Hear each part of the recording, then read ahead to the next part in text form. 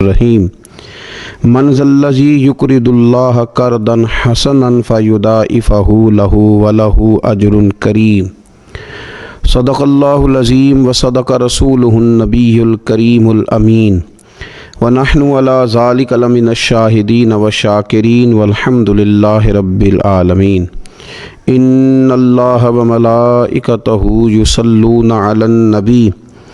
یا ایہا الذین آمنوا صلوا علیہ وسلموا تسلیما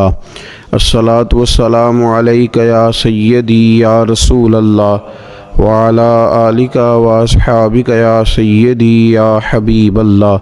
اللہم صلی علی سیدنا و مولانا محمد معدن الجود والکرم وآلہ وصحبہ وبارک وسلم۔ تمام تعریفیں حمد و ثنا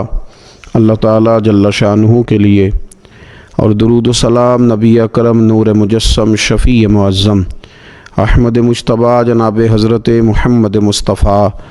صلی اللہ تعالی علیہ وسلم کی ذات والا صفات کے لیے حمد و صلات کے بعد، اللہ تبارک و تعالیٰ نے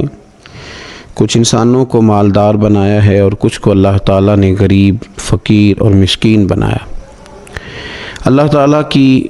یہ تقسیم اس کی حکمت پر مبنی ہے۔ اب مالک کریم نے یہ فیصلہ فرمایا کہ وہ جن کو اللہ نے اپنے فضل سے مالدار کیا ہے وہ اپنے غریب، مسکین اور کمزور مسلمان بھائیوں کا خیال رکھیں۔ اور اسلام کا حسن دیکھیے، اسلام کا کمال دیکھیے کہ رب تعالیٰ فرماتا ہے تم خرچ کرو گے مسکین پر، غریب پر، اور وہ قرض دو گے تم اپنے رب تعالیٰ کو۔ خرچ اس پر کرو گے اور قرض اپنے رب تعالیٰ کو دو گے۔ ارشاد فرمایا من ذا الذی، کون ہے وہ جو اپنے رب کو اچھا قرض دے، جو اپنے رب کو اچھا قرض دے، قرض حسنا دے، فیضاعفہ لہ، اور پھر اللہ تبارک و تعالیٰ اسے دونا کر کے واپس کرے گا۔ اللہ اس کے لیے وہ قرض جب واپس کرے گا تو رب دونا دے گا، ڈبل عطا فرمائے گا، اور وَلَهُ أَجْرٌ کریم، اور ان کے لیے جو ثواب ہے وہ عزت والا ہے۔ صدر الافاضل سید نعیم الدین صاحب مراد آبادی رحمۃ اللہ علیہ فرماتے ہیں کہ یہ دیکھو کریم کا کرم کہ خود اپنے بندے کو مال عطا فرما رہا ہے، پھر خود ہی فرما رہا ہے کہ تو مجھے قرض دے، اور یہ عین انسان کے مزاج اور فطرت کے مطابق بات کی کہ تم مجھے قرض دو۔ جب کوئی انسان کسی کو ویسے کوئی چیز دیتا ہے تو اس کا خیال ہوتا ہے شاید واپس ملے نہ ملے، لیکن جب قرض دیتا ہے تو اس کا خیال یہ ہوتا ہے کہ یہ ضرور مجھے واپس ملے گی۔ تو فرمایا چونکہ تمہارے مزاج ہیں، تمہاری طبیعت ہے، تمہاری فطرت ہے، تم سمجھتے ہو کہ قرض ہمیں ضرور واپس ملے گا، لہٰذا تمہارا رب تمہیں کہہ رہا ہے کہ تم مجھے قرض حسنا دے دو، اپنے غریب بھائیوں پر، مسکینوں پر، کمزوروں پر خرچ کرو اور اپنے رب کو قرض حسنا دے دو، رب تمہیں ڈبل کر کے واپس عطا کرے گا، اور جو اجر دے گا وہ عزت والا دے گا،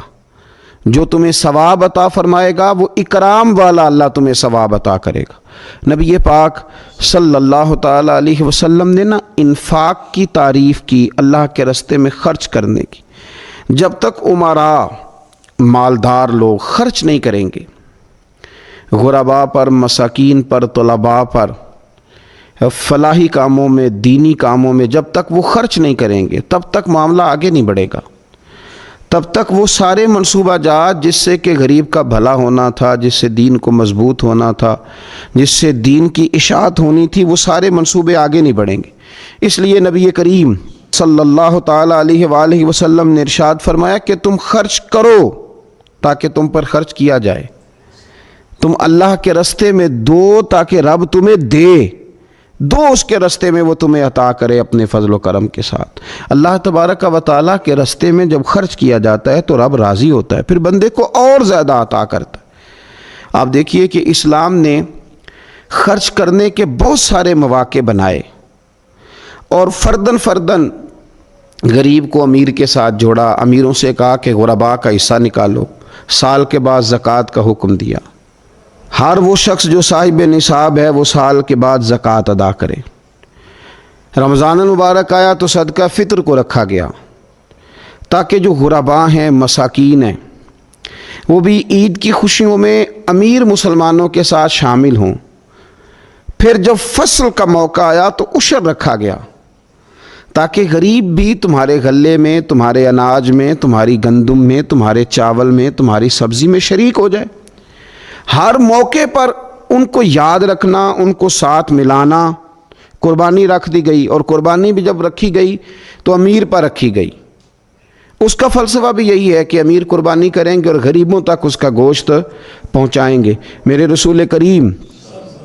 صلی اللہ تعالیٰ علیہ وآلہ وسلم نے یہ خوبصورتی کے ساتھ ایک کو دوسرے کے ساتھ جوڑا۔ اب ہوتا کیا ہے؟ ہوتا یہ کہ انسان کو مال سے پیار ہوتا ہے، فطرتاً کمائے ہوئے مال سے محبت ہوتی ہے۔ انسان بسا اوقات یہ سمجھتا ہے کہ بڑی مشکل سے تنکا تنکا کر کے، محنت کر کے، جد و جہد کر کے میں نے یہ مال جمع کیا ہے تو اب میں دے دوں۔ ایک لمبا عرصہ تک میں نے پردیس کاٹا، مشکلات برداشت کی،